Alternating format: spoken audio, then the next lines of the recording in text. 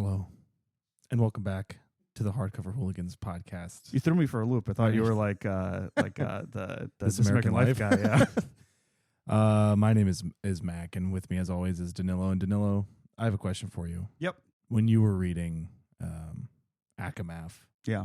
A Court of Mist and Fury. did you regret saying we have to read books that we don't think are good for the show?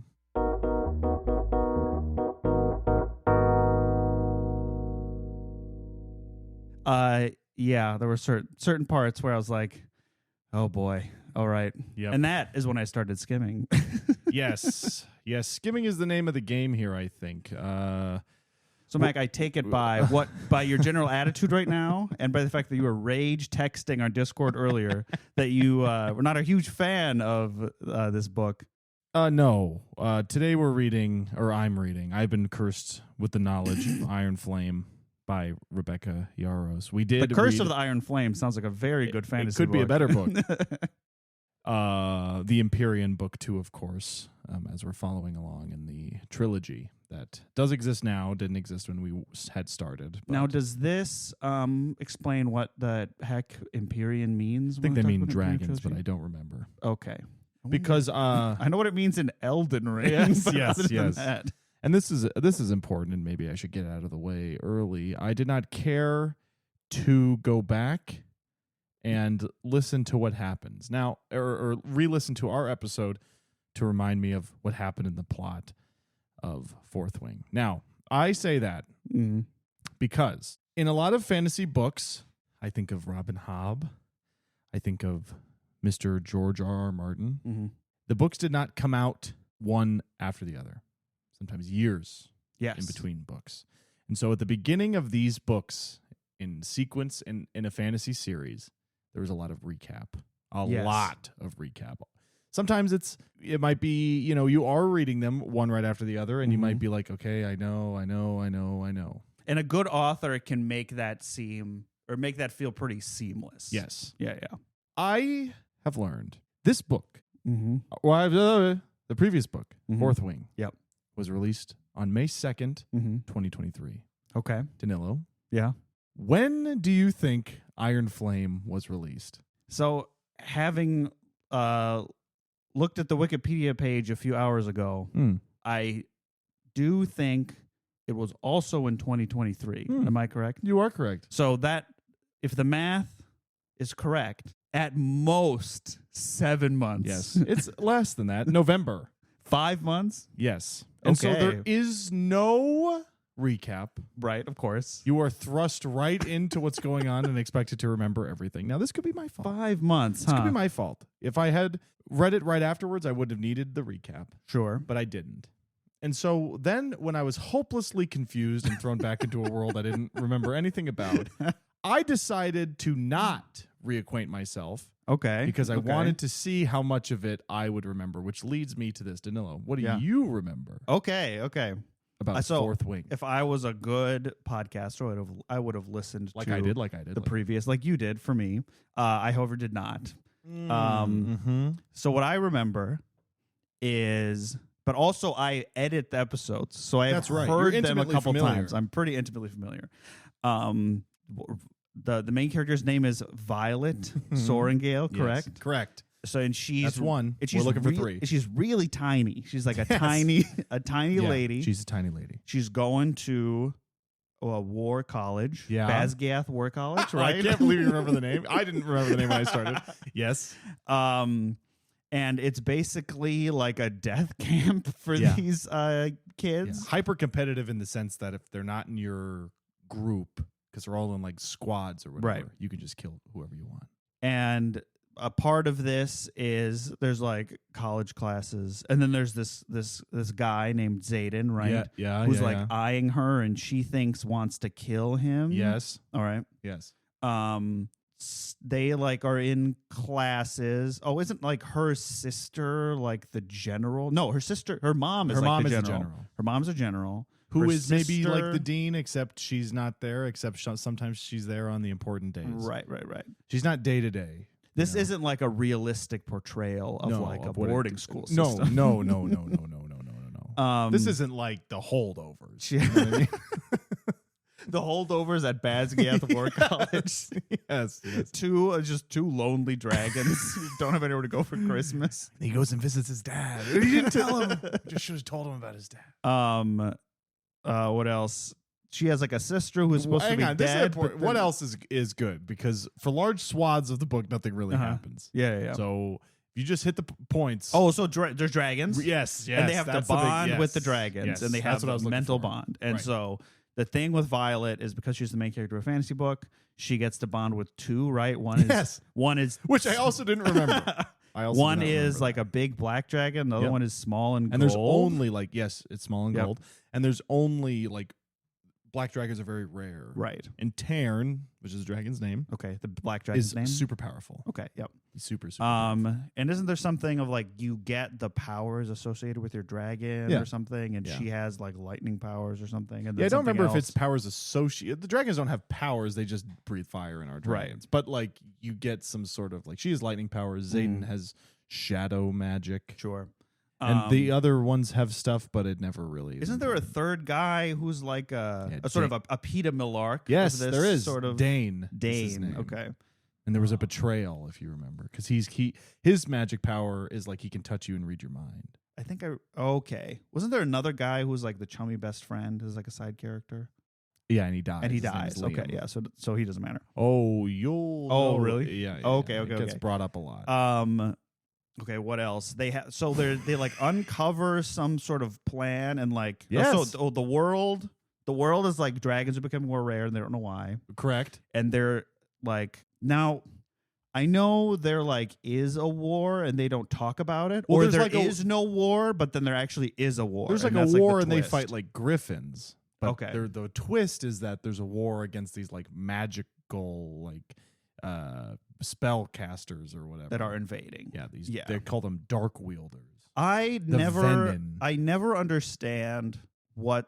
I guess I don't understand for this what the point is of keeping a war a secret from your people. And you would not be the only one. Okay, it's stupid. There's a lot of stupid stuff in this book, and if you recall, if you're a fan of the show and you've listened to the Fourth Wing episode, you might recall me not hating it. But part of that is like I've seen plenty of movies on airplanes I've remembered enjoying, but couldn't remember a detail about if you had a gun to my Jumanji, the video game one, for instance. Or I was thinking on this on the way over here. From what I remember, you had listened to the first one primarily an audiobook, right? Yes. Do you think that made a difference? Oh yeah, these books are unreadable. Yeah, like with your eyes. Yeah. Now I want to change the mood here. I want to talk about something actually serious. Okay. So we record the podcast in South Minneapolis. Yes. We are recording this a few weeks after Renee Good was killed by ICE in our city. There is currently... You're blocks away from where we are recording right now. There is an occupation in our city. We see ICE every day. It is horrific. It is incredibly stressful. We're doing what we can, We're protesting. To read, to come home and have your free time be dedicated to this book might also not be doing it any favors. Just to say that. The critical context. Oh no! How much of this is me accurately appraising the book and me raging against the fact that I have to read slop while people are being abducted, my neighbors are being abducted and dying in detention facilities. Also, to read what this woman thinks like rebellion and revolution is like. Oh, sure. I'm sure that there's just so frustrating. It's not just... So the escapism isn't working for you. I guess I could say that. The escapism is not working for me, no. Because this is part of this book. Because I remember for the last one, it's like, the authoritarian government is keeping this war a secret. And going back to the summary of the book, isn't there was like a whole group of like kids who were tattooed because they were like forever branded because they're part of this rebellion. The family was part of the previous rebellion. Yeah. Or they're from the land that the rebellion happened in. The guys, so they're ethnic rebels. Yes. His dad, Zayden's dad, was the guy leading the rebellion. So that's why he's got like, people are super mad at him. Sure. And out to get him and stuff. And so then the book ends, and so they go on like a mission, but it turns out to like be a trap to try to kill them. Well, they're doing like their win. final graduation mission. Right. It's called War Games. Yep. And their like game is they get this missive to like go to this tower or whatever. And then the thing on the tower, there's like a note there, and it's like survive or die or whatever. And instead of it being like a normal battle with the Griffins, it's like this magic army. Sure. And everybody's like, oh my God, it's real. Violet is stabbed. She wakes up, and her brother is there. And since the beginning of the first book, you've thought her brother has been dead the whole time. Okay, I thought that was her sister or something. No. Her sister is just a regular dragon rider. Okay. Mira Sorengale, of course. Of course. He's alive. He's operating this rebellion in secret, and that is where we pick up in Iron Flame. So Violet wakes up at... I don't remember the names of any of these places. Who cares? Not having any sort of summary is crazy. Yeah. Yep. We're right in. Because I guess they assume that you're going to, like, modern day publishing assumes you're going to like read it online or something. Or you'll read it, 5 months or after it also came out. maybe you cared enough to internalize some of the information. Like, sure. If the 6th Song of Ice and Fire book came out, I would not need recap because I've read them all and it's in my head. Yeah. Because I like those books. Right. This is maybe a different story. So she is at this place and she wakes up. It's been 3 days. There's a time jump. It's been longer for 3 days for me. So, but 3 days. They, defeated the bad guys or whatever. Liam and his dragon died. Right. Somebody else died. I don't remember who they were, but Violet's upset about it, and she slept through her 21st birthday. Now, what do you think about that? And is this what do you think about that? A big deal for her? It's a big deal for about a page. Okay. She's like, and of course I slept through my birthday.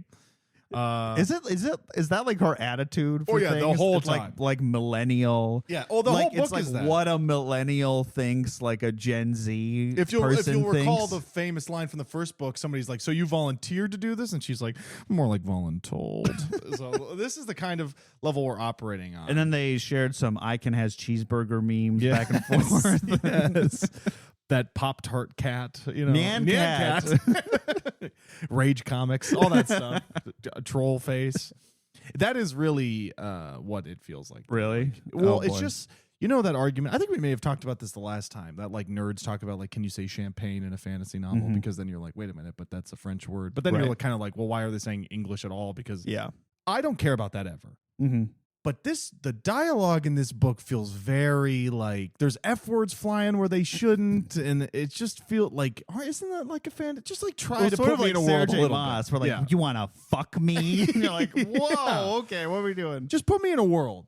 Put me in a place. It can't be like the dialogue is so modern and this place is a fantasy world that doesn't exist. Yeah. It just doesn't work. Oh my God, do you remember what Zayden last night or whatever? We skeeted that on Blue Sky. Yeah, so there's that going on. So anyway, Brennan, which you might know if you've ever been to a Barnes & Noble and you see they're selling a empty journal called The Book of Brennan. Okay. And The Book of Brennan is the book that Mira left... what's her name? Violet. Yeah. The main character of the book. Okay, good. Violet to help her get through Dragon School or whatever. Okay. Let's not forget, this is a Dragon School where the first test is you have to walk across like a slightly smaller bridge to get there. And I was thinking about that today. Like, don't dozens of kids die? Yeah, they get like remember that guy? There's like the guy in the book trying to kill her the whole time, like almost pushes her off. And also, all you have to do is walk, and I can't stress this enough, is walk in a straight line. And I get that it's high up, but it's not a tightrope. And I get that people are trying to push you, but... Yeah, but not everybody. Sometimes you might luck out. And it was raining.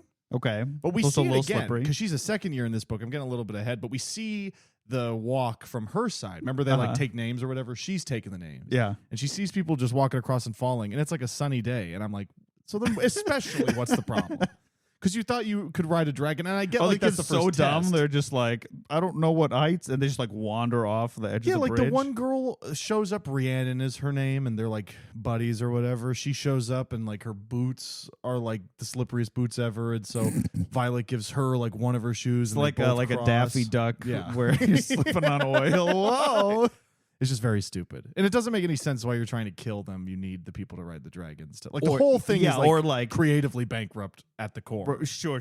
I was thinking about that today too, where like if you want, like they could at least be cannon fodder for your war, Right. like they could at least if you just want bodies to kill, you put them in front of an enemy at the very least. Right. Because especially when we see them fight the actual bad guys, it's like, oh, none of the training applies. The dragons are just hitting the other dragons. Like, you're not doing anything. Or wait, so are the wizards that are invading also riding dragons? They're riding wyverns, Danilo. Oh. And for the nerds out there. Wyverns have two legs? Okay. Yes. They're a worm, right? With a Y. WYR. Yes. Dragons have 4 legs. So all of these dragons, Tarn, the rest, all have 4 legs. Like, let's see, like, who's the dragon in the Silmarillion who can't fly? Who like? Oh, and breathes Caligan the Black. Oh no, he's the really big one.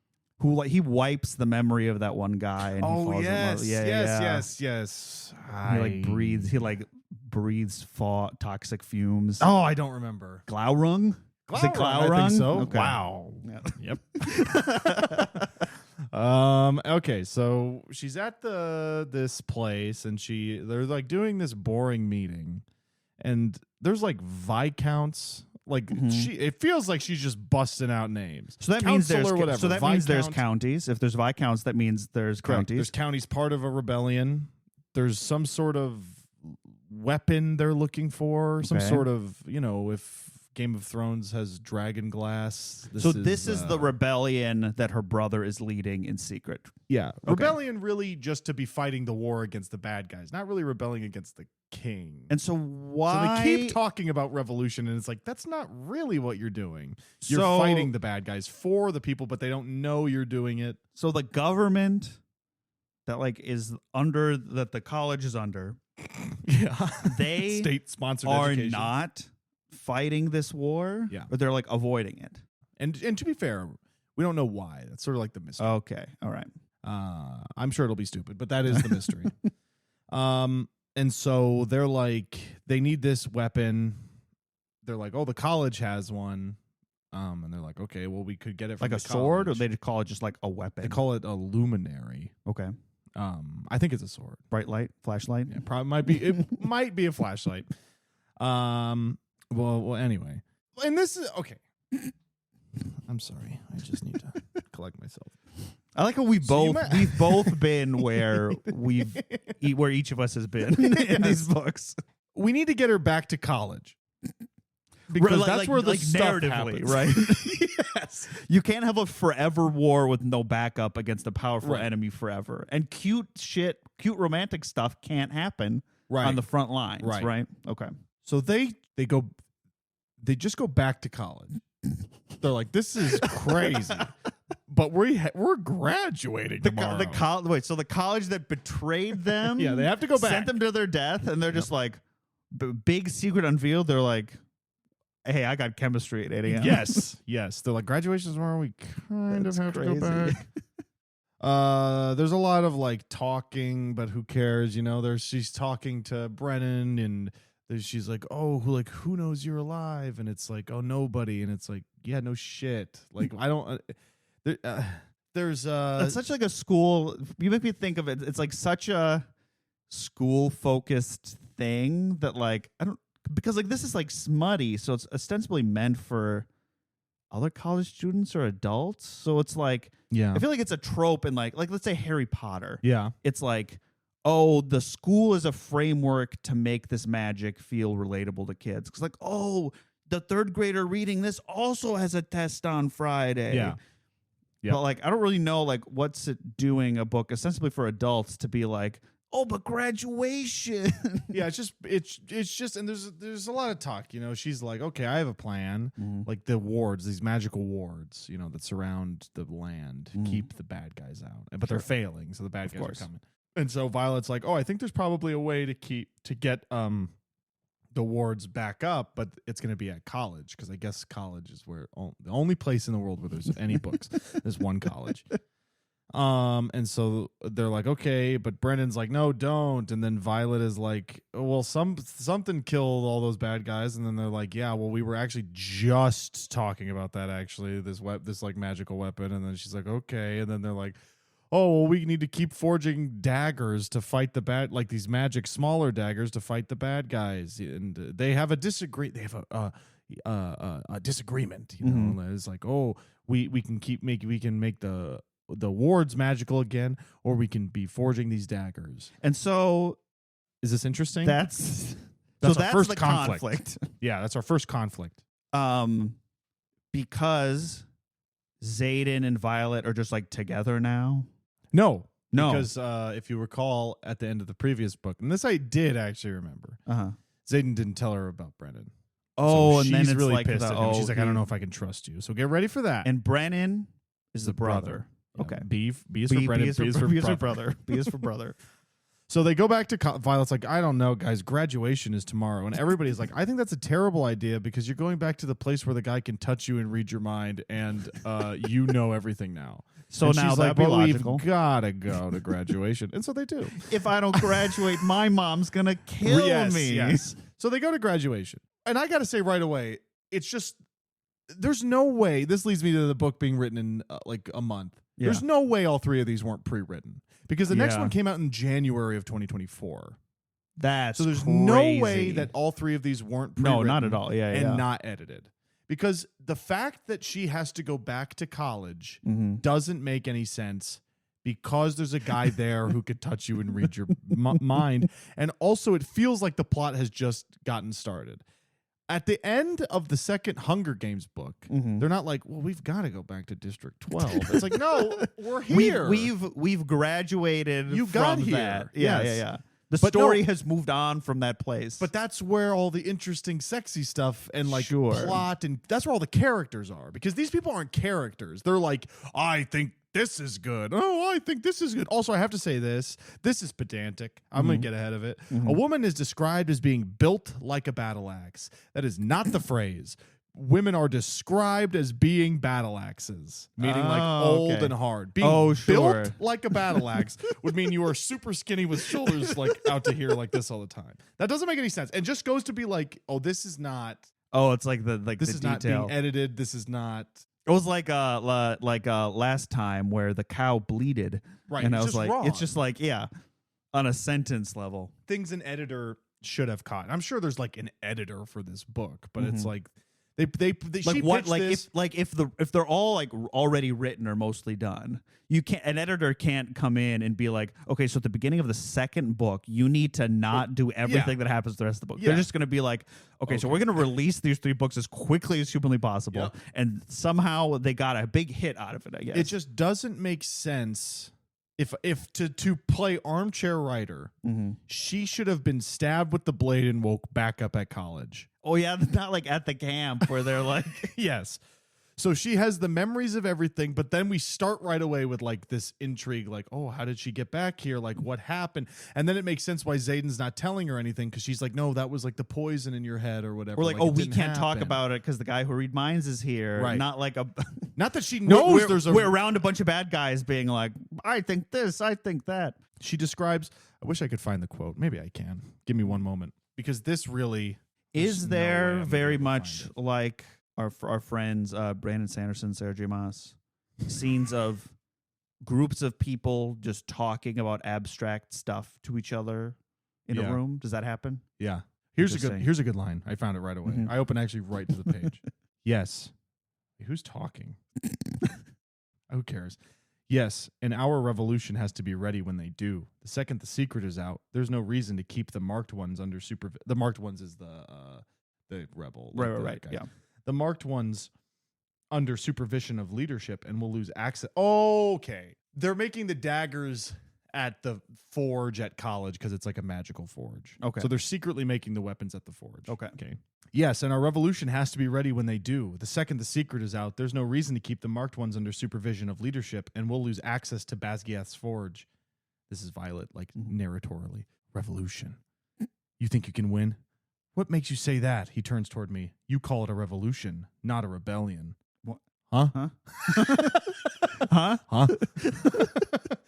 Hey, so that's the same thing. Unless I'm stupid, right? Unless all of a sudden they're starting to be pedantic. Yes, I know. We are not a revolution, we're rebellion. Tyrish isn't the only thing Dad taught us both. You think you can win, unlike Fen Ryerson. So a revolution is something you can win. A rebellion is something you think you lose. Also, none of this is a rebellion revolution, right? No. At least, unless I really miss something. But I really feel like I don't. They're secretly creating weapons to fight the evil secret guys. Because the government won't do it. Right. They're not fighting the government. They're saying, yes, yes. They need the weapons not to fight the government, but to fight the bad guys. Do you think that... I'm not crazy, right? No. Do you think that they think that anything you do in secret from authority is a rebellion? Yeah, I think so. Okay. It's like the Night's Watch isn't doing a rebellion because they're fighting the monsters. Like, right, yeah. And it's also, this is important, not a revolution. And I just can't reiterate this enough. Mm-hmm. A rebellion is, the revolution is like the final bit. The rebellion gets to the final bit. Also, they didn't call it the Revolution Alliance in Star Wars. They call it the Rebellion Alliance. They win. Like, if I and my friends started like beefing with Canada and started like going at it as private citizens with the Canadian Army, I wouldn't call that a revolution. No. Especially if like Canada is actually trying to destroy the United States. So so this revolution is trying to save the country. Yeah. What? At least I think. That's what's in the book. Guess because they're not. Because from what you're telling me, it doesn't seem like they're like down with the system. No, they're not telling any. They like the people who have all the information know that like this evil force has gathered. But they know this evil force has gathered, but they're not doing anything about it. And it could be for nefarious purposes. Maybe they're all working together. Yeah, but that's not what is being said here. What's being said here is that they're trying to save everyone. And so I guess you can imagine, as an editor this comes across your desk, you can't be like, okay, so this isn't really a rebellion. You pull the gun that's been in your desk for years with the singular bullet with your own name on it. With a bullet that says, when there's a book bad enough. Yes. And so they just go back to college. Oh, I'm just on the Iron Fang Wikipedia page, which I'll look. Yeah. Because you're reading it. She announced the second book 2 days after the first book came out. That's awesome. Good for her. That's crazy. Well, hey, she got her bag, and we love a bag. We love a working woman. An author got a bag. An author got a bag. There is more books in the world. The university I went to, they had a big library, and every day when I would study there, I would walk past it was like a plaque or a poster or something from the early 2000s. It says like celebrating Wilson Library's like 6 millionth book, and I'm like, if this random library in a university in a smallish state has 6 billion books, there's a lot of books out there. Yep. And sometimes I'm like, I think we got plenty of books. Oh, that's a good point. Maybe we didn't need this. Maybe I think we got plenty of books. I think if you like this book, there's something wrong with you. Wow. That's crazy. Because this is unacceptable. Okay, and now what makes you say that? I think if you can read this book and you put it down and you say, I like that, you need to be checked and put into an MRI machine and donate your brain to science.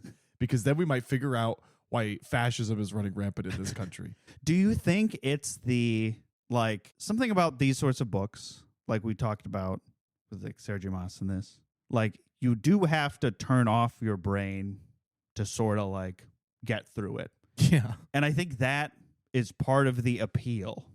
in a certain way. But this, I turned off my brain and got through Fourth Wing, but that was on like page 10. Huh. And so just right away. Do you think it's like with sort of like Sanderson stuff where if it's sort of happening in the background, you're sort of not like you're just missing like huge washing over you, and you're you playing sort of, with yourself. You get you sort of like get the gist of it. Yeah, but then why write a book? Just post like a that's notes a great app. question. I mean, it's books are content these days. This Mac. is unacceptable. Yeah. This and the fact that this is popular is, I think, unacceptable. You need to be doing better. This is ridiculous. Wow. That like this, people compare this stuff to like, they're like, no, but it's like good that like people are reading, and there's like no difference between this and like the corny like, you know, dime store westerns or like poppy sci-fi stuff. And it's like, no, there is, because those books are terrible because like the content is stupid and doesn't make any sense. Not because like word by word it's like falling apart in front of you like somebody ran it under a faucet for a year. This is messed up. If you like this book, don't talk to me, because I don't want to know what you're like as a person. I don't want to know anything about you. This is ridiculous. And I had to Google that. Yeah. And there are plenty of people who feel the same way I do about the first book that feel the way I feel about this. Oh, interesting. Like that this is unacceptable. What do people who like this book say? Or is it like... I don't know. I don't associate myself with those people. Well, because I found when I was reading A Court of Mist and Fury, I went to like I tried to go to like the places where people like this. Mm-hmm. And all I was able to find really was just a general gushing about like, oh my God, the story and the characters and wow. But as soon as anyone mentioned anything specific, they're all making like fun of how ridiculous it is. Yeah. Yeah. Is it, do you have a feeling like it's sort of similar? I don't know. I honestly feel like in my heart of hearts, lots of people don't like this book. And like just kind of force themselves through it. Well, also, you are in a unique position of the first one. I almost said the fourth one because it's called Fourth Wing. Oh, very good. You were like, okay, that wasn't good, but I sort of liked it. Mm-hmm. If we were not doing this with this podcast, would you have read the second one? Absolutely not. No, absolutely not. Oh yeah, let me read the first sentence. Okay, great.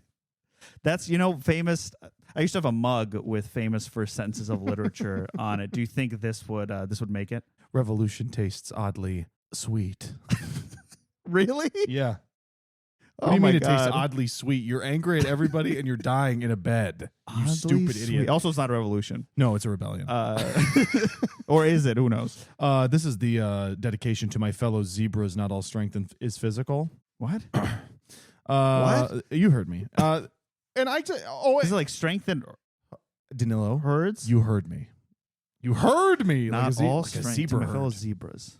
To my fellow zebras, black and white people. The two only kinds of people. I don't know if I've ever said this, but this whole book, I'm going to read this bit here by Rebecca the whole Yarros. Thing, yeah. The following text has been faithfully transcribed from Navarian into the modern language by Jesinia Neilwort, curator of the Scribe Quadrant at Bezgayath War College. All events are true, and names have been preserved to honor the courage of those fallen. May their souls be condemned to Malik. And so I just read that because I think she really cares about this. Yeah. There's a really detailed map. Uh-huh. There's like, and she cares enough to pull a Tolkien and be like, this whole thing is translated. Yep. But then they still say like voluntold. Yeah. So what was that translated from? Revolution tastes oddly quablo. That is we're 2 for 2 on fantastic first lines. Was my first she vomited into the toilet. There's also this, like, they remind you, like, the sections, they all have, like, names. Yeah. It's just like, wow, you care a lot about this big steaming pile of shit, don't you? And I wouldn't be saying all this, I think, if my city wasn't under siege. The federal government, okay?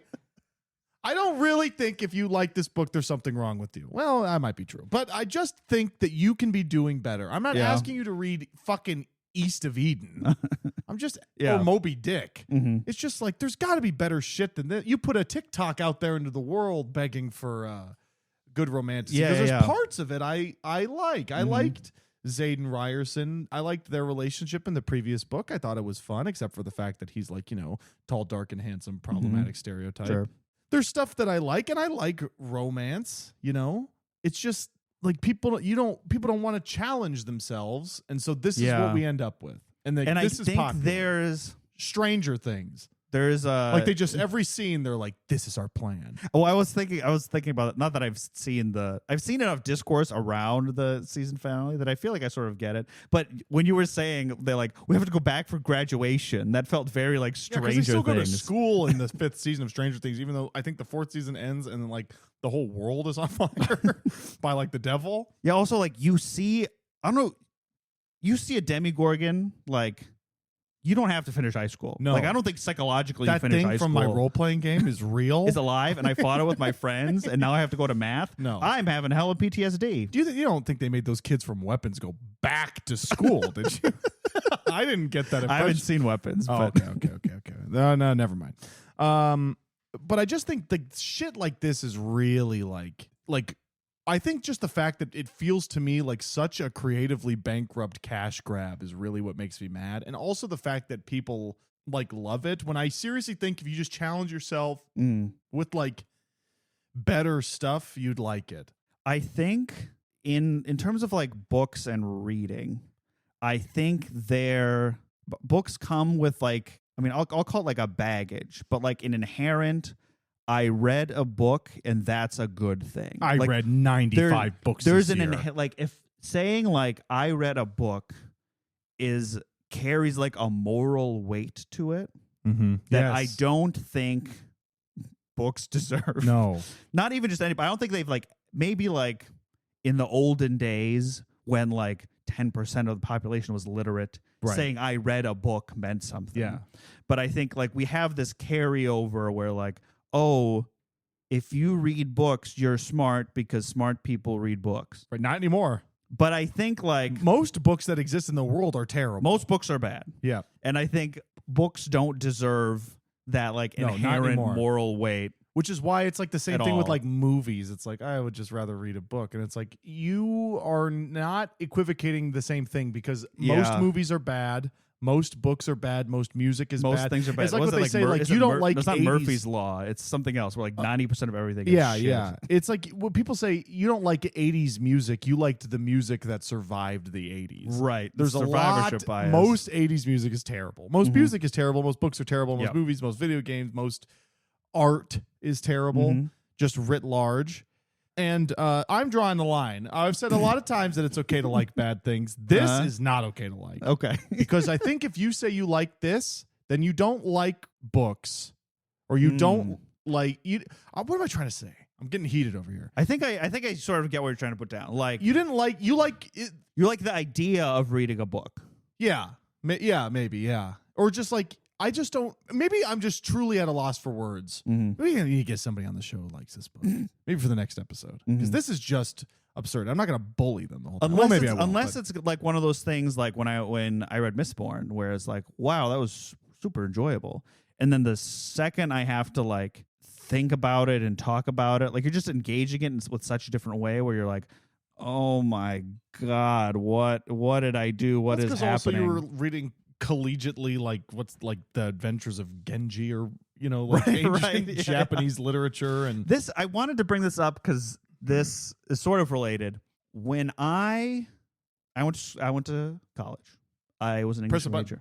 Yeah, I went to college. Yes, I was an English major. Okay, let's finish. Okay, I was an English major, and I wanted to be one because I genuinely love books and literature, and I'm excited by the idea of learning about the history of literature and books. I took a lot of classes, mainly like the big ones, like the large lecture ones, where it seemed like... You mean like an English 401 or like whatever. that, or an even smaller like romantic poetry or something like that had these like discussion groups, like smaller lecture ones that are even more specific that you have to take for your degree, like certain eras and genres or whatever. And there were points where I felt like I was one of the only people there who like was actually interested in like doing it and learning it. Yeah. And like part of it is like it sort of comes easy to me because like I like it, but like to the point where like I would be the only person who had anything to contribute about like a poem we were reading, and it's like a bunch of people my age who are like why are you here? Right. Like this isn't the English 101 class anymore. Yeah. Like this is your degree course. It was like I had a guy, you know, Ralph Ellison's Invisible Man. Yeah. I had a guy in a discussion group one time ask me if he was really invisible. Like these are the kind of people out here. And hey, I read that book in AP Lit in high school, and so I was did and I was confused about that for one chapter before I realized I'm like, oh, this is different. Oh, he's black. Oh, they're trying he's invisible they're making to the a world. point. They're making a point. Yes. They're not just being fun. We were about 6 or 7 chapters in. What? Well, so and to that point, like there'd be people who like I talked to and like point of pride being like, I didn't read a single book in that class and I still passed. Yeah. Like you're wasting your own money. Like what are we doing Yep. here? Or Yep. like, hey, let's like I was very excited about the prospect of, oh, my teacher gives the midterm is my teacher gives 20 sonnets with no attribution, and you have to guess who wrote them. That's beast and that mode. seems very fun. Yeah. And that was That's because we're nerds. I though. know. But like shouldn't a romantic poetry English class in a university that you're paying thousands of dollars for be filled with nerds? Right. You'd think so, yeah. Yeah, I don't know. Maybe that's what grad school's for now. Because when I took like a grad level class, I'm like, oh, here are the nerds. Yeah. And I think this is too early, but also to that point, a year, if this book comes out a year after, it's written by AI. Yeah. Because this book feels like it's written by like a bot. Yeah. It's interesting. Because it feels like if your writing is poor enough, it will feel like AI. So then there's no point in having a person write it if Right. it's just going to sell. Yeah. So it becomes like, I think, discernment. Now this may, I feel cringe saying it. Discernment may soon be or currently is a radical act. Yeah. To be like, hey, I'm picky about what I consume. Oh, I definitely think it is. Because people. It used to be, oh, you're an asshole. How dare you? You're hoity-toity. And that is, I swear to God, I'm not joking. That is the reason we're in the situation we are today. That's why, like, these fucking kick streamers who are, like, hitting people with their car and hanging out with Nick Fuentes or whatever. People are like, he's based. It's like, because you have no brain. You have mush in your fucking head, you loser. I'm not comparing those people to people like no. Iron But the Flame, people who say that, like, I wish there's a media literacy class, and like it's called English literature. Yeah, you just didn't pay attention. It's called. The point is not we're reading The Great Gatsby. The point is we're interpreting something in a specific way. Right. Where I think a lot of people thought, oh, this is the class where we read boring stuff, and that's just what the class is. No, it's teaching you how to interpret complicated Also, things. this is side rant. People always say they want to learn about like how to do your taxes in high school. That would take a week. Yeah, It's I not know. that hard. It's I not know. a full class of practical The stuff. first time I had to do my taxes by myself and I had nobody to help, it took me, I don't know, an hour to like figure it out. It's just like, oh, I just put in the information that has they to gave be me. a full semester of public school, man. You didn't teach us how to sign checks. Hey, you sign it. Also, no one uses checks anymore. Yeah, who cares? Who cares? I've got a quote here. Let me see if I can find it. Hardcover Hooligans Boomer arc is really something. Because love, at its root, is hope. That is good stuff. Give her $1 million. She should run for president. Yes, Rebecca Yarros. Love at its root is hope. Okay. Miss Yarros. Is that in the Bible? It should be in the Bible. This kind of is like my Bible. It feels like I'm studying it like the Bible. Anyway. Chapter 2, verse 2, Zayden fingered her, whatever. Yeah. Chapter 2, verse 2, Zayden fingered her. Yes. Good. Oh, how much of this book have you read? I'm looking over at your. Oh, it's pretty fun. I got 100 pages in before I couldn't do it anymore. Well, I'm not one of these dickheads that draws the distinction between listening to a book and reading a book. Right. Yeah. But this book is unreadable, so I'm Really? listening to it. Okay. Just like I found All right. the last one was unlistenable. And this is a fun fact. I'm listening to it at 2.25 times speed. I had to do the same thing with some Brandon Sanderson books. Oh, You yeah. have to, you gotta Oh, keep yeah. you just, keep trucking, because that's the nice thing about audiobooks is like if you don't want to read it, Someone's doing it for you. That is also something I've noticed. A lot of people in the comments are like, yeah, I didn't like it, so I stopped listening to it. Or like, I don't know, maybe I'll start listening to something else. And it's like, okay, so none of you are reading it, which I don't care about. But I seriously, like, just look. Like, this thing is formatted like a legitimate, like, fantasy novel. Like, and it's just full of, like, bullshit. And when you're listening to it, and this could be why people like it, you just tune out all the stuff. But we do this fucking show where we have to talk about all the stuff. So I have to listen to all the stuff. And so what people remember, people probably don't remember that it's stupid that she goes back to the school. Right. And then you're sort of like, oh, she's at the school. Right. You know, yeah. But it's like, no, you're not allowed to give it a pass for that.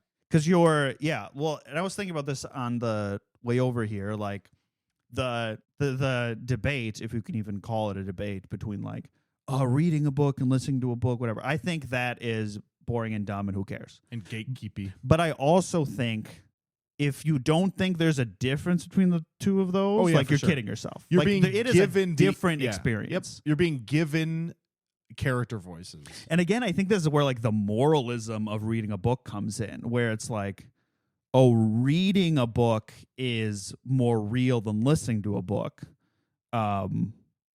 But I don't think, like, if we remove that weird morality from it, I think we can be more clear about, like, the pros and cons of both, you know? Because a part in a book might be well acted and trick you into thinking it's exciting. Yeah. But when you're reading it, you're like, oh my god. When you have to do the thinking yourself, like, that's a fundamentally different experience than, like, someone reciting it to you. Big time.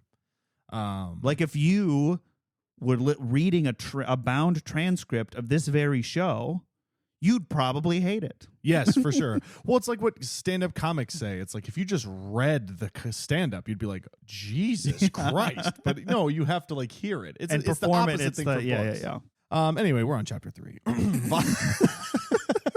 So they're back at Basgiath War College. This is kind of a fun part. I did think this was a little fun. Every day, you know, they do a Hunger Games thing where they read the people who died that day, and as they land and are walking in, they're reading their names of that they died. Oh, right, when they're coming in. Oh, that's fun. And Zayden's like, "Oh, this is awkward," and I was like, "Oh, that's kind of fun." They do awkward turtle. Oh my god, this is such a Chungus moment, don't you think?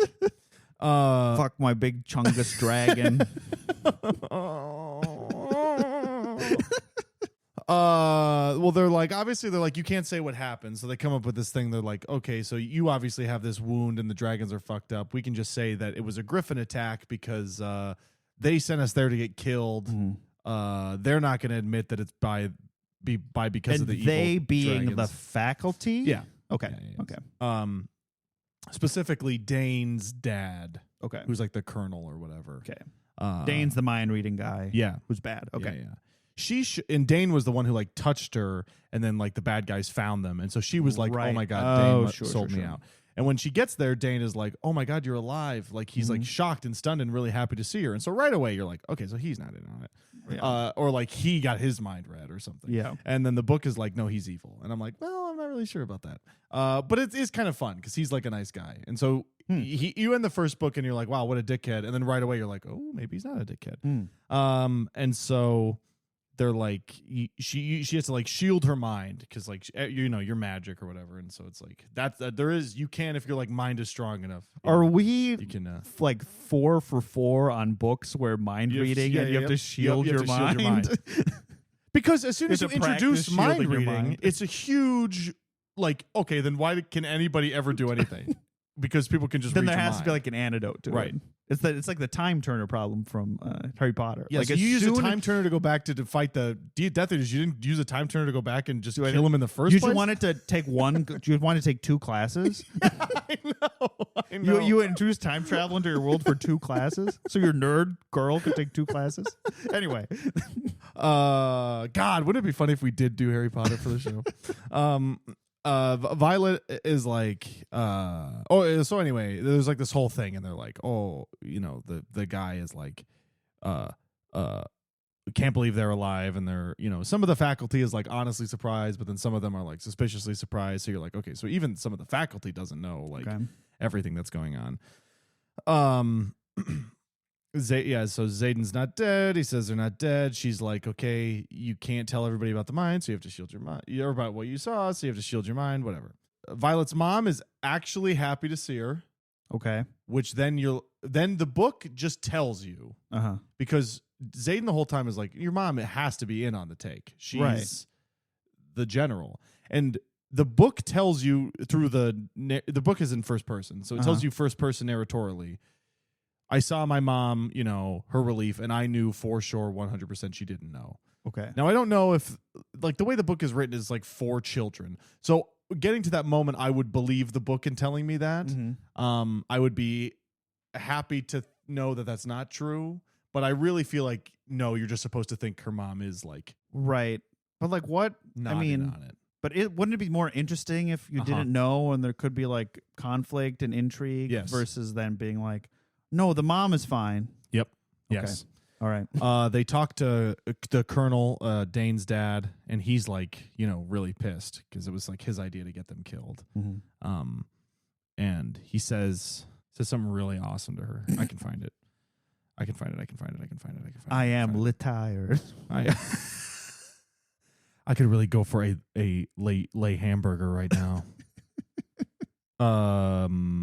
Oh, damn it. I just had it. Where is it? He tells her a Lannister sends their regards or something. Like there's a line that will come up later and be very dark or whatever. The colonel always fries his chicken. Right.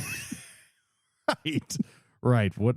Oh, because Colonel Sanders. Yeah. I had no idea what you're talking. Oh, he says, I got it. Secrets make for poor leverage. Because they're like they're like just like lying to each other. They're like, so you're back. And he's like, yeah. And Zayden like knows he can't say what really happened, and the mom gets really mad at Colonel Atos, and he's like, yeah, we'll just keep it like a happy secret between the three of us, huh? And he's like, secrets make for poor leverage.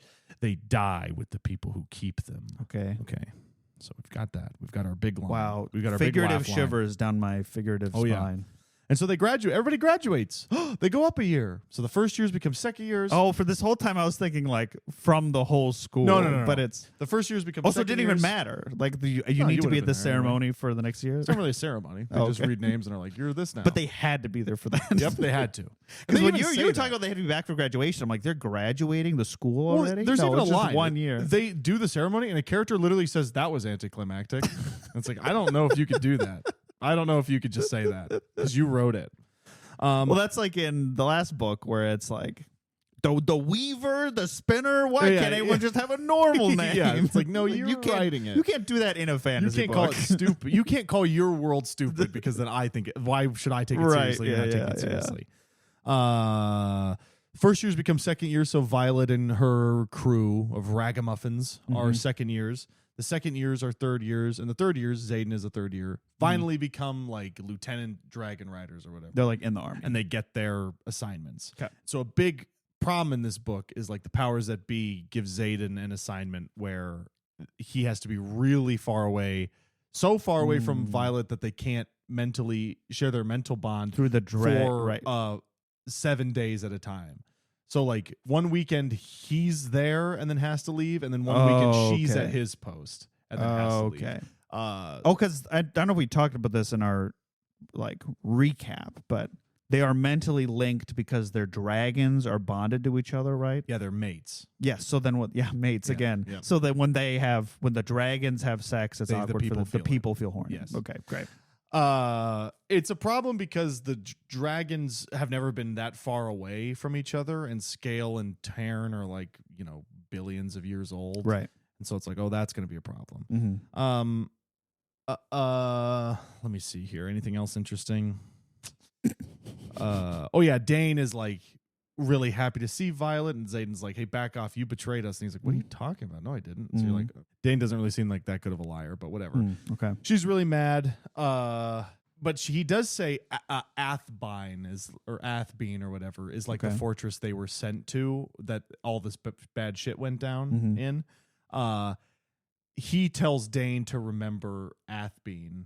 Okay. Like, whenever you think about like touching her, just remember this word, and he says it, and he like freaks the fuck out. Oh, Dane freaks the fuck out. Yeah, but not in a way of like, still not in a way of like he's guilty, more like maybe his dad told him they were going there. Or something's happening. Okay. Yeah. Okay. They graduate. They have a big sort of fun party where like they get drunk and Zayden's like, she sees him in like the corner of the room already like packed up and ready to go.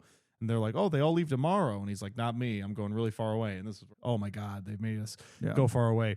And so during this whole time, they're still not together because she's mad at him for lying to her. She's like, I'll never. Well, the only says, romance plot point to ever happen ever. She says, I will not love you until you're completely 100% honest with me about everything going on in the rebellion.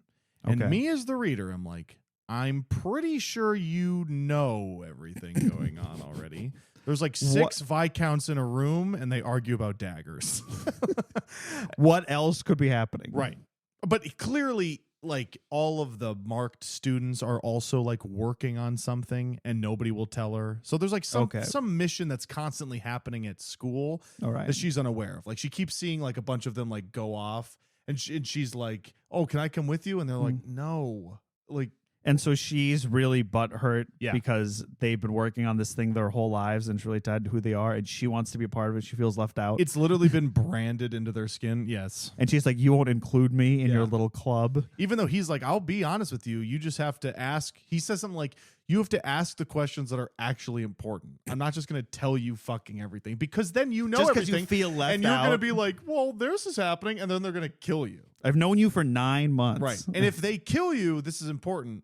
Like the dragons are bonded in such a way, right? Or if they kill you, Terran's gonna freak out, which is gonna cause Scale to freak out. Which Scale is Zayden's dragon, which is gonna cause Zayden to freak out and like maybe die. That's I sort of like that, like like a I think mutually assured destruction between romantic partners who have to keep secrets to keep from getting hurt. I think that's pretty clever. And I will say they have a fun relationship where they are very happy to see each other, but there is like this underlying like mistrust, and it's just whenever they do meet during these weekends, it is kind of like fun to like see them together and they like start to like be in love, and then he'll be like, well, I have to go, like somebody will like knock on the door and he opens it and it's one of the like marked students and he's like, oh, that's right, and she's like, oh, here we go again with this. And stuff like that works because, and I think we talked about this last time, Rebecca Yarros wrote like romantic books beforehand, but then when you add in all this shit, it just doesn't work, and that's what makes it all really the fantasy. Oh, sure. And also, so like the dynamic is like fun. I'm sure that's why people like it, right? But and it's the just rest of a book.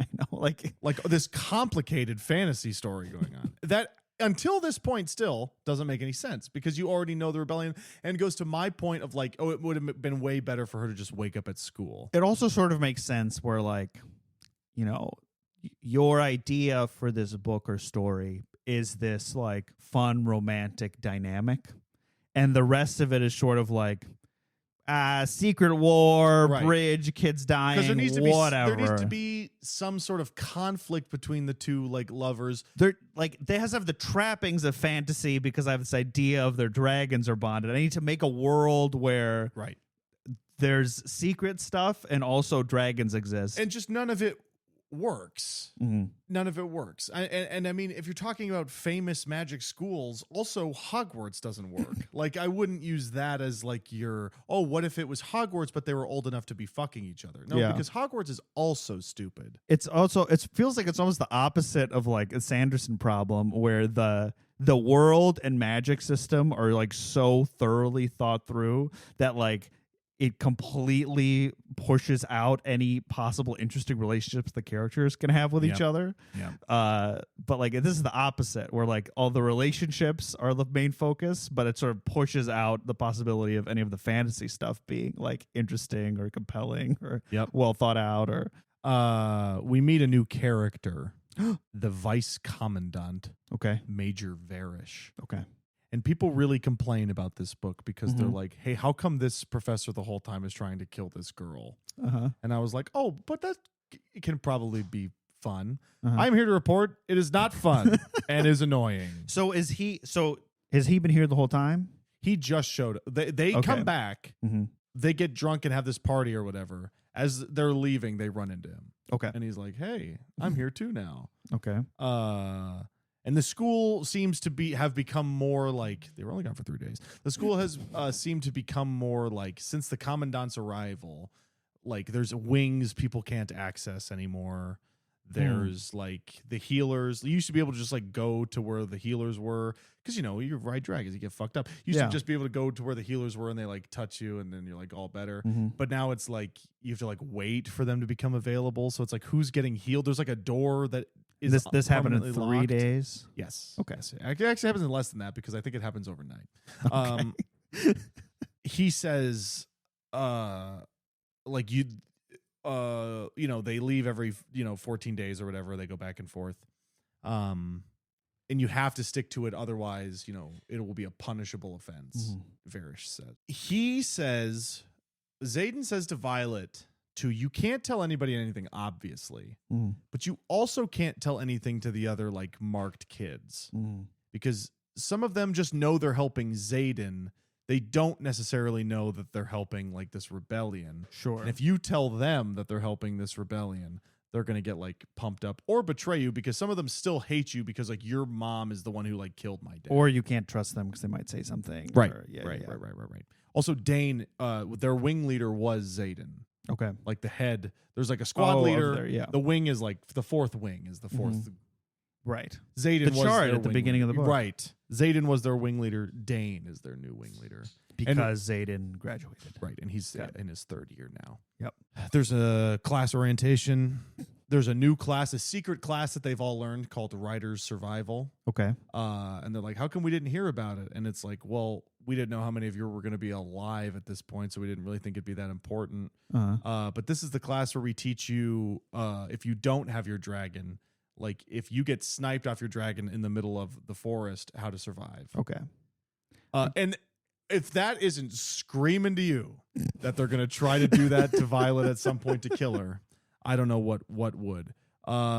She tries to learn about the wards, whatever. Because is she team wards or team daggers? She's team wards, big time team wards.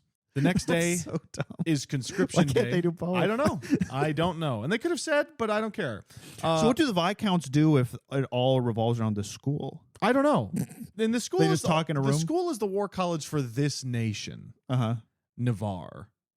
There's a big map. There's other nations. The wards protect Navarre. Okay. I think we're supposed to believe that outside of the wards, the world has become like a post-apocalyptic wasteland because of these dark magic people that's coming to Navarre. Okay. And Navarre is sort of, it's like, the Great Britain or whatever. Sure. King Harold's England. Yeah. The next day is conscription day. Conscription day is where the first book starts, where they walk the parapet. Yes, they walk the bridge. Yep. It's called the parapet. The parapet, yeah. Okay. Because it used to be an actual parapet, but then it like fell, except for this like central beam. Oh, okay. As an entrance to the school, and now they walk the beam. Violet's doing the roll call, so she's the one giving the names. Okay. Some interesting people show up here. Okay. She sees a person she recognizes as Cam. We don't know Cam. The book leads us to believe maybe we should be remembering Cam, who might be mentioned in the previous book, but is certainly not a character at school. Okay. He is the king's 3rd son. Okay. So he's the prince. Have we met the king? No. Okay. This might be the first time we've ever heard that there's a king. King Tari.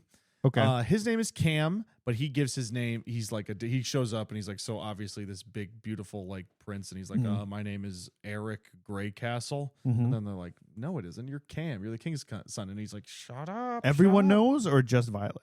Well, Violet knows because like she's like royalty too. Yeah. So like she, Violet knows and Dane knows because Dane's dad is like royal. I forget that she's like also high ranking. And in like this everybody world. hated her and were trying to kill her in the other book because like the marked ones hated her. That's why she thought Xaden was trying to kill her. Right. But the reason he was obsessed with her is because, he recognized her as being like, oh, that's Terran's rider. Yeah. Oh, you're your hot. Dragons are, you're like magically sexy,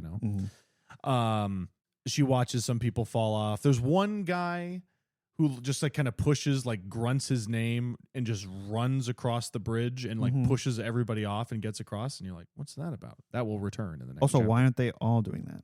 I don't know. Okay. Because it is competitive, but I guess they have their morality, I suppose. But Cam shows up. he's like, shut up. Don't tell anybody I'm here. Don't tell my dad. And Dane's like, are you out of your mind? And he's like, just shut up, please. Just shut up. And so he walks across, he makes it across. And then we meet Sloane, who is Liam's younger sister. Okay. Liam died. Yes. Sloane recognizes Violet right away. And Violet did tell Liam that she was going to protect her sister. Okay. No matter what happened. Yep. She interpreted that to mean like, oh, like when I'm riding my dragon, I'll be able to protect her. But she's a student. Right. She heard that Liam is dead. She's come to like whoop Violet's ass or whatever. So she's like, she tries to give her a bunch of these tips and whatever, but she's like, no, just run across the bridge, push people. Yeah, gets across the bridge. She goes across the bridge. She gives her some tips, and begrudgingly Sloane takes them and makes it across the bridge. A bunch of people die. Don't wear slippery cartoon boots. Yes, don't wear your Daffy Duck shoes. They make it across the bridge. They do the ceremony. That's the same thing, but it's kind of fun because now we're in the second year, and so the dragons like land and everything. But there's another dragon now because there's a new teacher, this commandant, this orange dragon that has like a slash over its eye. And in the first book, some of the students like ran, like they broke formation and ran, and the dragons killed them. And that's like a thing that happens every year. Right. Except this time, a bunch of the students run, and the orange dragon, instead of breathing fire at the students, just looks at all of the current dragon riders like formed up and blasts fire at them. Oh. And like all of our main cast duck, except for like one or two people who just like show up every once in a while and get vaporized. And they're like, what the fuck was that? And then Taryn is like, oh, that dragon's there. Like, and he shows up and he's like, they do this big like posturing thing or whatever. And he's like, if he ever does that again, remind him why I only took one eye. And then he flies away. So you're like, oh, they have a past. So they have an interesting past. And so with when the dragons are chosen, that's at a different time. Oh, this is different. Okay. This is just the day where they see dragons for presumably the first time. Oh, okay. And some of them die. Yeah, and some of them die. And now, but this was like this never happens. Like they have to kill the people who run away. Right. But the orange dragon doesn't. No, he kills the people. Well, also the people run away, but he blasts the fire through everybody instead of. And people are like, what the fuck was that? Whatever. Some days pass. Sure. Violet's trying to train because if you remember, she's become a really good fighter, but she's still like a little baby girl. She's so tiny. She's so tiny. And so she's like trying to run, and she's like, well, they keep talking about if I fall off my dragon. Because in the previous part, there was like this magic blast or whatever that killed Liam, and if she would have made it to Taryn in time, it would have been fine. But like she couldn't run fast enough, and so she's like trying to work out and trauma-based running. Yeah, trauma-based running. She's running. God, there's so much about running. God, she loves running. And so, are they having any sex? No. There's no sex. Okay. First 100 pages. Damn. There's allusions to being horny. Okay. But there's no sex. There's no mention being horny. And there's allusions to being horny. Right, because when the horniness comes, they have to shut it down. Yeah. And there's no clitoris talk yet. Damn. Damn it. They do a battle brief, and if you remember from the previous book, the battle brief is this class where they actually talk about a battle that happened the previous day on the front line. But now Violet's like, well, now she knows like the whole thing is bullshit against ostensibly the Griffins. This is the Griffin War, right. And so the Griffins are just like animals. Well, they're like a group of people. Everybody else in the world rides griffins. Oh, okay. It's only like these like 19 people. Oh, I see. Oh, right. And the whole point of the last book is like for some reason the dragons are allied with. Right. Yeah. Which we still don't know. Yeah. So they talk about one battle and whatever, but then they talk about the battle or the fake version of the battle that Violet was at. And so she like raises her hand and asks a bunch of questions. Oh, the one where they tried to kill her in? Right. The ones where they're like the griffins attacked. But really monsters. Oh, that's sort of fun. And they're like, yeah, everybody died. But Violet was there, obviously. Some people get lunch. And she says, actually, no one died. Oh, lunch? Yeah, they get lunch. Some folks get lunch. So they have like a cafeteria. There's a cafeteria, of course. Yes. Some go to lunch, and somebody's like, oh, doesn't that person usually go with their girlfriend? And they say, but their girlfriend graduated. We should get lunch together. And so that's a lot of fun. And then Violet skips out on lunch. God, I love when just books are really lean and they just really write. They stick with the main narrative thrust. Yeah. I love when books do that. They do like mat challenges. This is where, if you recall, Violet thought Xaden was going to kill her. Mm-hmm. And instead, they have like a weird, sexy wrestling match where he's like teaching her how to fight. That, yeah. So Sloane wants to fight Violet, and then a bunch of people are like, "You're out of your mind," because at this point, Violet is like an equipped warrior, mm-hmm. and so they're like, "She's gonna kill you. Like, do not. You have to fight the person how you're gonna fight." And then some guy shows up, and he's huge, and Violet's like, "Oh, that's the guy who pushed all those people off the bridge." And he's like, "Hey, is Violet Sorengale here?" And somebody's like, "Yeah, I'm Violet Sorengale." And he snaps her neck.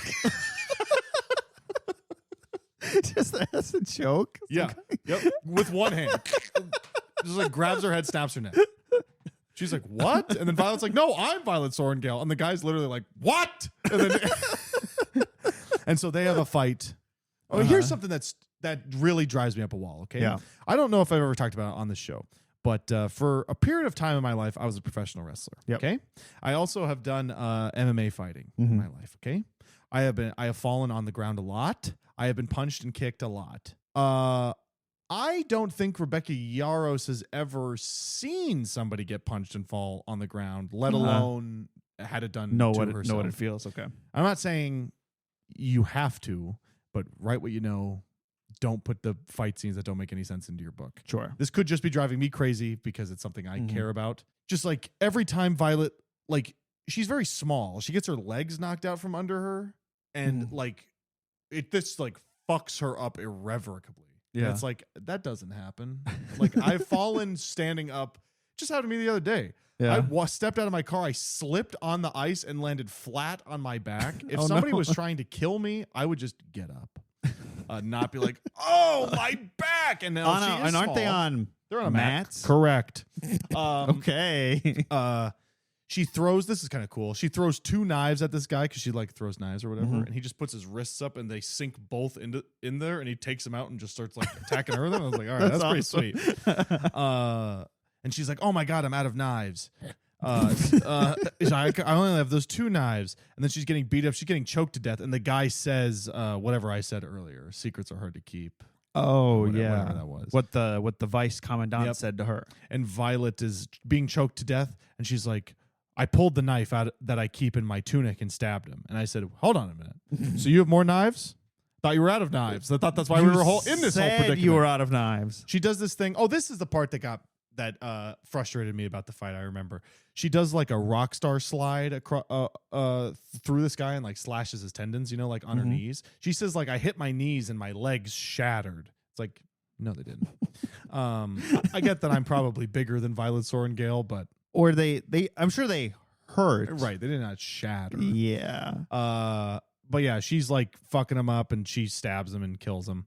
I feel like there was sort of like that sort of writing in the Court of Thorns and Roses series or whatever, where it's like the author is trying to like convey the emotional intensity of something and then just use the word that's not what happened. You know, like are inaccurate about what happened in order to try to like, oh, it probably hurt a lot when she went on her knees, and that's part of a fight. Yeah. But like to say they shattered is like wrong, because then like the next scene isn't her getting her legs put together again. Yeah. And I think something a lot of authors forget about is the existence of a thing called adrenaline. You don't necessarily feel it, especially with giant guys in the moment. That's just me. That's a very nitpicky thing, but it just always frustrates me. Or I'm sure there are a lot of authors who, like you said, have not been in fights, have only read fights in other books or watched them in movies. Replicating it. And so it's like a game of telephone for fights rather than people who like know what's up. It's very funny. We haven't gotten to this. I was reading one of the Robin Hobb books.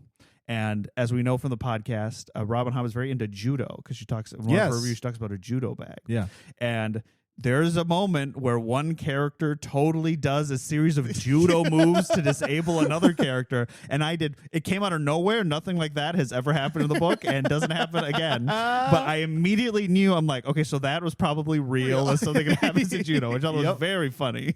It's just like, and I think it's less of a problem. This like turns into a sword fight. Like, I'm sure people who actually do sword fighting get pissed when they read like sword fighting sections in books.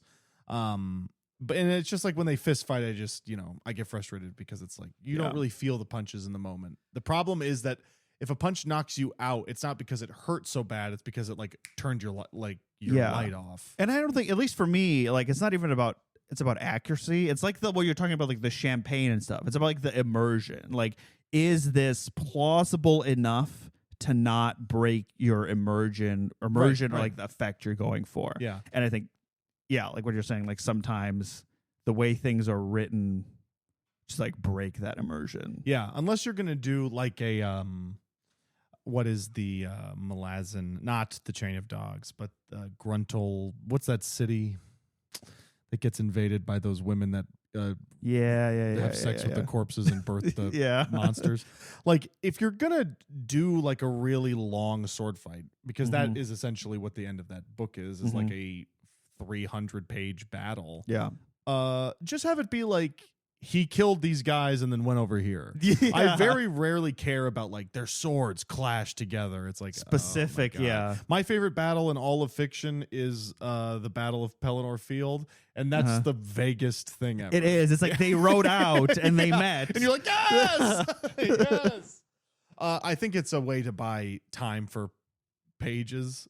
Or it's just like, this is what action is, therefore I need to make it action. It's like reading the fight scenes in Mistborn, where it's like, that's a big. Well, people are like, he writes like a video game. I'm like, I know at the end of this main character is going to be fine and their goal is going to be accomplished, and maybe they'll have a wound that'll heal on the next page. But like, I don't care. It doesn't like to see it. You see the exact way that 3 thugs get a coin shot through their head. Like, I don't care. Right. I know. Do people like that? Write in if you like that. I've never understood. Those are usually my least favorite parts. Like the very specific. I think some of it is like, it is like video game, like shock and awe. Like if you're in the position, you're like pew pew pew, and you're like ah. I really think that's the only emotion that evokes. It's just like whoa. Yeah. But I also think every moment can't be that. No. It could just be they fought. And it's just a bunch of stuff to get to the point where she's being like choked out and dying, which is the interesting part to read, because you're like, oh, something is about to happen. Yeah. Anyway, that's very pedantic. I have much bigger problems with this book than that. Built like a battle axe. Yeah. Violet gets concussed. I didn't get this. She gets concussed right away when she lands on her back. A guy checks her for a concussion. She puts her hand in front of her eyes to block the light. And he's like, you've been concussed. Now, unless I missed that he's like moving it back and forth to see the light enter her eyes, that is not how you were checked for a concussion. But maybe it's how you're checked for a concussion at the Bisgayath War Maybe College. he saw her eyes before putting it over. Perhaps. And then went over, and then when they didn't, the pupil, because it's the changing pupils, right? It's the reaction time. Yep. Maybe he's the best doctor ever. He can do it in 1 millisecond. That's true. He could. Yeah.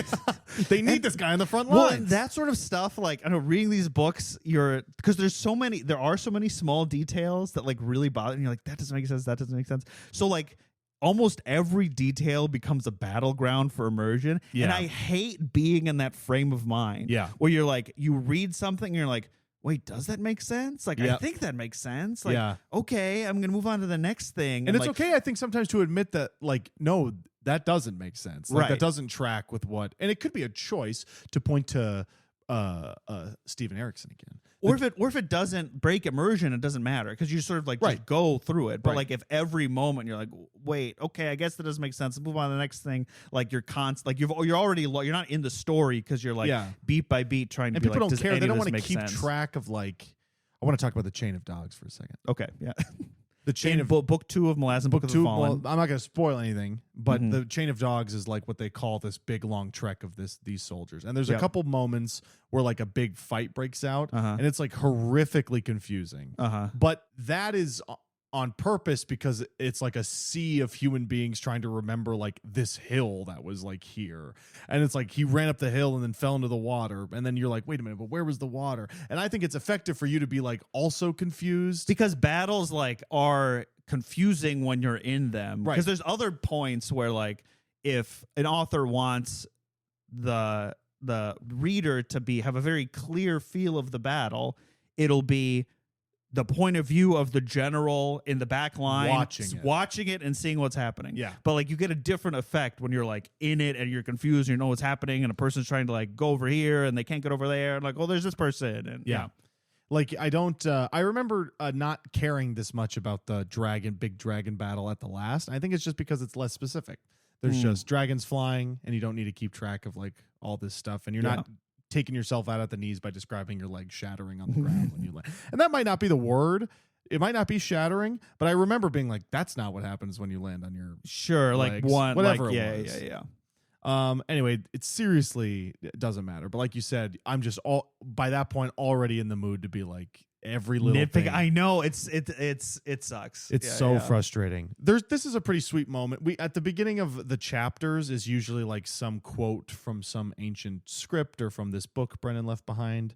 Xaden's there in a room and he's like, "Hey, I just got in. Like, so I wasn't able to help you with that." And they have this like fun moment, and he leaves and he's like, "Listen, I can't tell you about the rebellion, but I do want you to get to know me better." And so she leaves him a piece of paper. He hands her, this is another moment, hands her a folded up piece of paper, and she describes it as like, "What is this? This is just a folded up piece of paper. I just open it." Open it. And so she opens it. Like a note? It's not revealed what it is. And then what do you actually call that? The epigraph, I think? Is that what it is? I think so. The epigraph is a piece of the letter, and it just like that's how you find out it's a letter. That's fun. That's like a little meta. Yeah. And then she of course is like, "I can't believe you wrote me." She's like talking to somebody, and he's like, "It's so weird. He wrote me a letter. Like he's not really like this." And it's like, well, he's trying to get to know you. It is epigraph. A guy. Let me see if any of this is important. Can't believe we're only 100 pages into the book. I know. Varish is like, "Hey, this is important. Adarna was like a baby dragon." Adarna is the second dragon that she has. Oh yeah, like she's golden, yep, right? Yeah, it was a baby dragon. All dragons are like bright colors when they're little kids. Mm-hmm. She's like becoming an adolescent, and so she's like molting, and she's also black. And that's like a big thing because black dragons are really rare. Okay. And so Varish is like, "I'd like to see her like soon." And it's like, "Oh, that's weird. Why does this evil guy want to see?"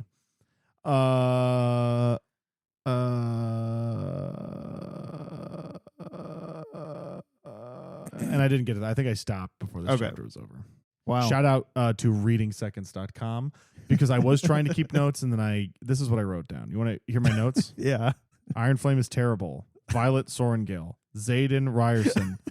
The rest. This book sucks. Nothing happens. And so I thought I had better notes, and then I pulled them up before the show, and I was like, oh no, I don't. So that's the first 110 pages or so of Iron Flame. Oh boy, this is gonna be a 5-parter. No. I will get through probably the rest of it. I'm just gonna like turn it on and just do something else, which might be an accurate representation of how most people engage with this work. So because if it's being read to you, like you're not like, did her knees shatter? Right. It's just like it's gone, and you're like in the thing. So maybe I'll do that. It is split into like 2 parts. Maybe it will be 3 parts. We went off on some tangents in this episode. Maybe it'll be more Iron Flame focused in the next one. But this is. I'm interested if there is like a push in like the big publishing world to like have books that are more written for audiobook. Like whether that's for sure on purpose thing, or if it's like, oh hey, these authors who are doing really well just happen to have styles that are really good for audiobook because the the business model makes more sense for Well, audiobook. It's like Netflix's writing. You have to say what's happening. You have to say what's happening because everyone's watching on a different screen. Which I wonder if I that same thing is happening until scenes from Stranger 5. Stranger 5 season Stranger 5 things. Where people are seriously, I was like, oh, this is real. Like that's crazy. Yeah, I think that also is why the dialogue is the way that it is. They're like, it sounds so modern because they know they're going to have somebody read it. And when you hear a human being saying the modern dialogue, it doesn't feel that weird. Sure. But it's like if you were reading Moby Dick, which tries to place you into a world. I mean, it was the world at the time it was written. But reading it now, if they were like just talking, I don't know. I always think about the voluntold. Like, that's just crazy. That's unacceptable. But yeah, Moby. Yeah, Ishmael was voluntold to go on the ship. Yeah. Shout out Rebecca Yarros. Girl, you got your bag. I hope you're listening. Hey, you got your bag, so you can. She has 6 kids. Wow, good for her. Mm-hmm. Good for her. I'm sure I recall reading that some of this book is also problematic. Before reading it, I haven't encountered anything thus far. People talk about the rebellion revolution stuff as being stupid and problematic. I haven't seen enough of it I don't love that. I guess maybe right away that all the people he can't trust are the like marked ones from this place where like people are a different color. But that's the easiest thing you can do to immediately when you're a white make some racist conflict. woman. Oh yeah. But yeah, this book is terrible. If you like it, you're insane. I don't know. Anything else? I don't know if I have anything else to say. Let's read what some folks have said about it on the back. Kapow! What a story. No specifics, no emotion. Dragons and War, Passion and Power, Fourth Wing is Dazzling. That's a different book. Utterly addictive and completely unputdownable. Unputdownable. Unputdownable, sir. Let's see. Let's read. She's a Kirkus best book of the year. Do you want to look up what her Kirkus best book of the year is? Fourth Wing in March 2024 was shortlisted for the Young Adult Jury Award of the German Youth Literature Awards. What? Yeah, but what's the Kirkus best book of the year? No, I know. I don't care about the German youth literature. The GYLAs? Kirkus are no fun. Kirkus hurt someone. I can't find anything. Whatever. Could just be a lie. Kirkus. Oh, the last letter. Z. Oh, we have fun on this show. Heartbreaking military romance. Oh, wow. Just like For Whom the Bell Tolls. Or no, A Farewell to Arms. Isn't there another like well-known movie about a letter in the military? And anyway, I don't know. Whatever. Dear John. That's what they call those letters. That's what I was thinking of. Isn't there a movie called Dear John? I don't know. By Nicholas Sparks. That was made into a movie. Oh, really? I think so. Yeah. Interesting. Dear John could also be if you named a deer John. What do you think of that? If a deer was a customer at a whorehouse, or it's the deer bathroom. That's the Dear John. We have fun on the show. We have a lot of fun.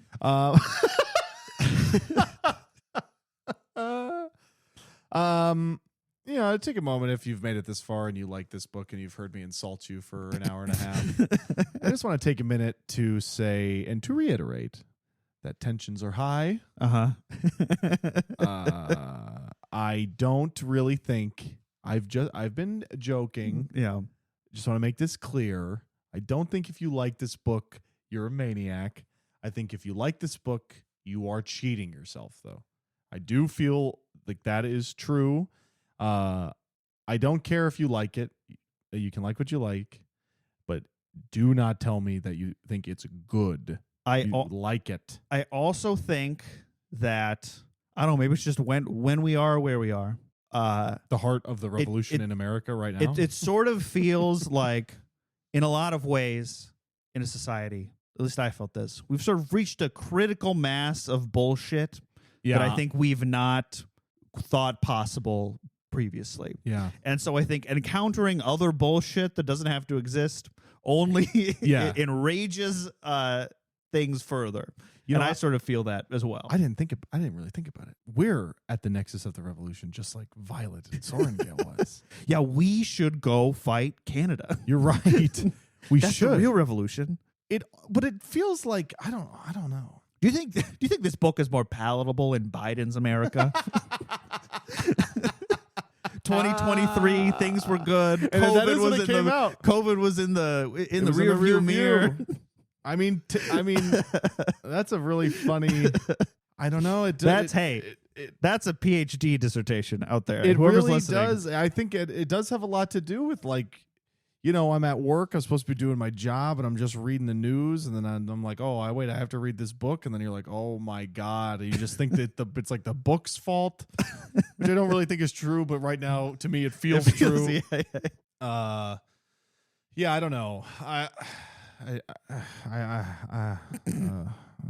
I think. What if you end up loving this? What if you come around? Could happen. I mean, I remember being maybe this amount into Fourth Wing and despising it. Mm-hmm. I was in a better headspace then. But and listening to it might help. Once Xaden comes back, you know, that might be fun. I didn't hate him. I did when we got his POV in my special edition of Fourth Wing, but that is the classic problem. The Elend. Yeah. The Elend problem. There is something, because that happens at the end of Akamath, where like all of a sudden it's Reese's point of view, even though the whole book and the whole series this whole time has been from the main character's point of view. Yeah, but that's fun. Yeah, it's fun when every book does it. We're having fun. It's just like I try to engage with stuff that makes me feel closer to humanity, and this book makes me feel like I'm in one of those, like a hyperbolic chamber, like all by myself, floating in the water. Where like it's so quiet, the sound of your own pulse will drive you mad. Yeah, my heartbeat is waking me up. They should put that on the soft cover edition of Iron Flame. Hardcover hooligans. This book is like being driven insane in a hyperbolic chamber. Hyperbaric, I think. Hyperbolic is when you really exaggerate the chamber. This chamber was huge. It was the size of the moon. You were in a hyperbolic chamber. Yeah, man. I don't know. All right. Well, I think we can just end it there. All right. So I promise we'll finish. I'm not abandoning it. We'll finish it. No, and hey, you have a third one to look forward to too. Just like I have a third. Well, I mean, seriously, at that point, you have a bigger task ahead of you because there's not one last one. Right. Well, I'm not reading all of them. Okay. We're done after this next one. Okay. I'm done after the next one. Well, maybe we should read the last two together. Actually, that sounds fun. So because we'll I both haven't read be any insane. of them. Yes, because I haven't read any of them. That could be fun. Now, do we read something less insane in between those? I think we need to read something good by a woman. Yes. To counteract. Yes. To I promise we don't hate women. Yeah, listen to our episode on The Dispossessed where we loved it and it was so boring. It was so boring to listen to. The episodes were so boring because it's a really good book. Yes. I would like to read a better book. And like Danilo's TikTok, if you follow us, shouts out Hardcover Hooligans on TikTok. If you seriously have a suggestion of a romantasy book that is good, or even a romance novel that is like playing with fantasy or sci-fi. You know what I'll do? Like, yeah, if you're out there, do that. Recommend us. I think I will track down one for both of us to read. Because that would be a lot of fun. Because what I've learned about myself through Fourth Wing is that I do actually like these parts.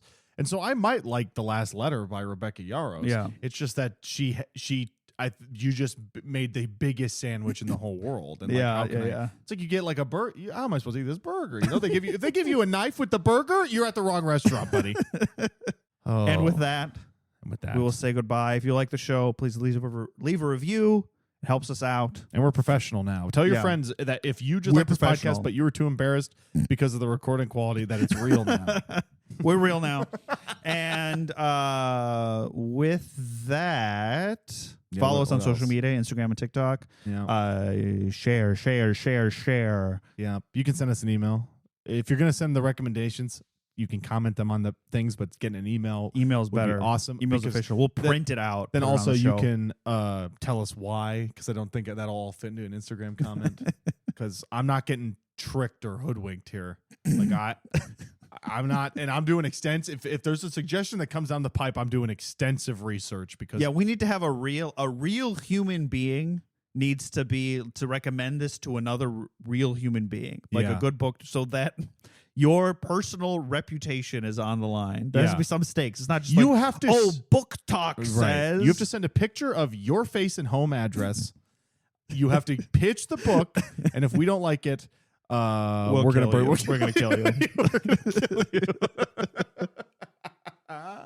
Yeah. Anyway, stay